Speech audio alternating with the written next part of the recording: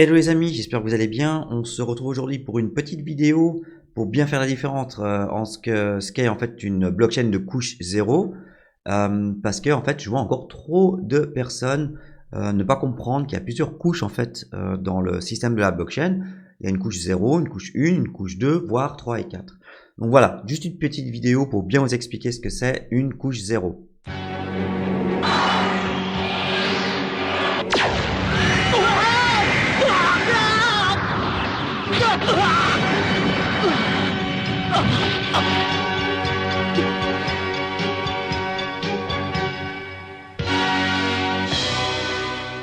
Donc, si vous ne le saviez pas, les blockchains ont bien des couches. Alors, la forme la plus courante de blockchain, qui est connue évidemment aujourd'hui, ce sont les blockchains de couche 1. Donc, c'est l'Ether, la Solana, Phantom, Cardano, etc. Cependant, la plupart de ces chaînes souffrent en fait de problèmes d'évolutivité qui entraînent une congestion du réseau et des coûts massifs. En fait, ça arrive dès que la chaîne doit gérer une quantité de transactions par minute qui est beaucoup trop élevée pour elle. Alors pour vous donner en fait un petit exemple, donc la blockchain Ethereum permet 20 à 30 transactions par seconde. Solana, elle permet 50 000 à 60 000 transactions par seconde. Phantom, 4500 transactions par seconde. Voilà, donc on a de tout en fait sur les blockchains, même Cardano qui affiche et qui fait la promesse de 2 millions de transactions par seconde. Voilà, moi j'y crois pas encore, mais bon, c'est comme ça. Donc voilà, donc il faut juste savoir en fait qu'il y a plusieurs couches dans une blockchain. Les blockchains de couche 1 ordinaire en fait sont des systèmes autosuffisants qui sont capables de gérer la sécurité du réseau, la validation et la réalisation des transactions sans aucune aide extérieure. Tout ça se fait de manière autonome. Mais ça veut aussi également dire que le même réseau doit effectuer plusieurs tâches différentes, ce qui ralentit considérablement les performances. La couche 0 en fait consiste plutôt en un réseau sous-jacent sur lequel une blockchain est construite. Elle comprend des caractéristiques telles que les protocoles, la structure du réseau, le matériel et les nœuds de validation. Les blockchains de couche 0 permettent en fait à plusieurs blockchains de couche 1 d'être construites au-dessus d'elles, ce qui leur permet d'utiliser les mêmes systèmes et protocoles sous-jacents. Reprenons notre petit schéma super simpliste, je vous l'accorde, mais c'est avec des images peut-être qu'on comprend le mieux. Un protocole de couche 0 nécessite 3 composants de base pour fonctionner de manière transparente. Alors d'abord il y a le mainnet, donc en fait la chaîne principale de la couche 0 est ce qui consolide en fait et stocke les données des diverses blockchains de la couche 1 qui sont construites au-dessus d'elle. Cela permet en fait de maintenir un état de réseau et de garantir l'intégralité des données dans l'ensemble du protocole. Deuxième composant, donc les sidechains. Donc ce composant comprend les nombreuses blockchains de couche 1 qui sont construites en fait au-dessus de la couche 0. Donc ces dernières peuvent avoir leurs propres nœuds et mécanismes de consensus, mais elles bénéficient toujours de la compatibilité interchaîne et de la sécurité fournie par la couche 0. Troisième composant, ce sont les opérations interchaînes.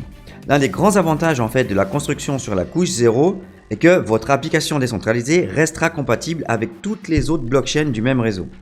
Cela est possible grâce au protocole de transfert inter-blockchain.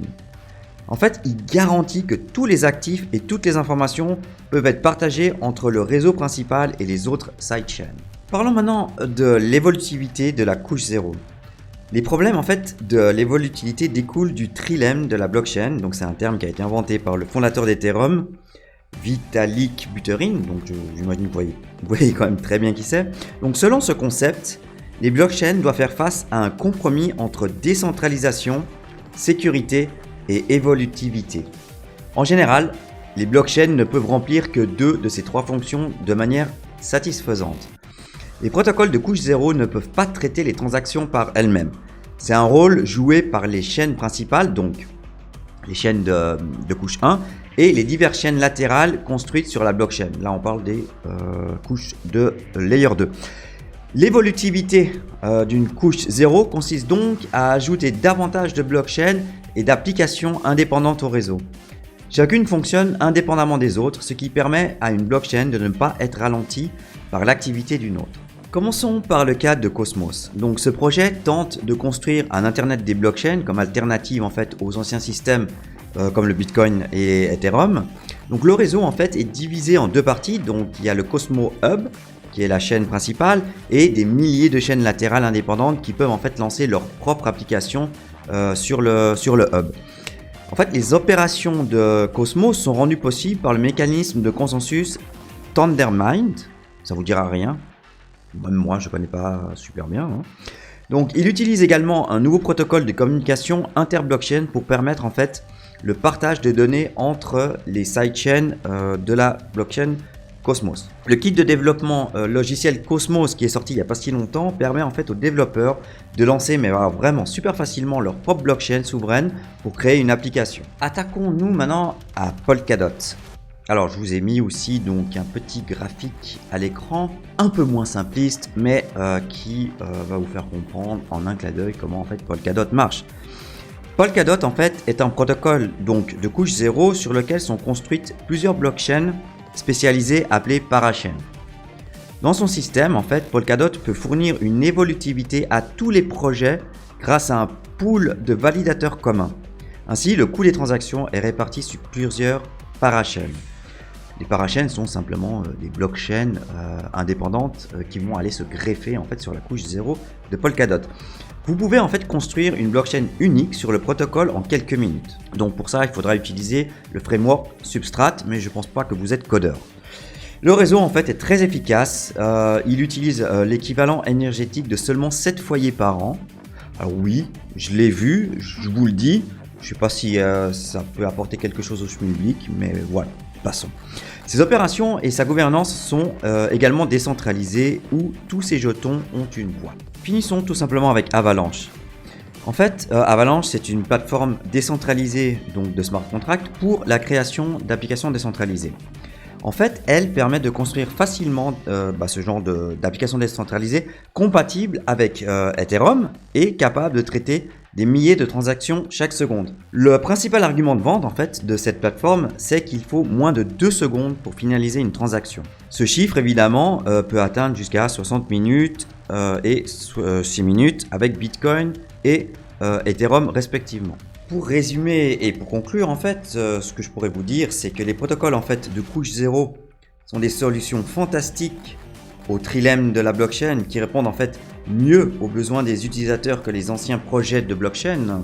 Mais les couches 0 offrent aussi également une incroyable flexibilité aux développeurs pour leur permettre de créer des blockchains indépendantes pour des applications décentralisées, ce qui feront en fait la rapidité des applications que vous utiliserez sûrement dans le futur. Cette solution peut permettre en fait l'extensibilité infinie d'un réseau pour répondre à la demande chaque fois que cela est nécessaire. Elle attire également davantage d'utilisateurs vers les blockchains en résolvant les problèmes de longue date liés aux coûts élevés et à la congestion. Je vous ai mis à l'écran une photo, donc c'est ce nouveau projet qui s'appelle Layer 0, donc c'est une blockchain de couche 0 qui est en mode en fait de testnet, hein, qui n'est pas encore sorti, mais qui en fait se voudra être la blockchain de couche 1 de toutes les blockchains. Son but c'est que toutes les blockchains de couche 1 pourra se plugger sur Layer 0 qui elle est une blockchain de couche 0. Voilà, elle n'est pas encore sortie, ça va être super compliqué, hein, je vous l'avoue. Hein. Donc par contre, ça va être très intéressant de voir comment elle va évoluer. Mais bon, ça va prendre du temps. Voilà, j'espère que les couches 0 n'ont plus de secret pour vous et je vous dis salut pour une nouvelle vidéo.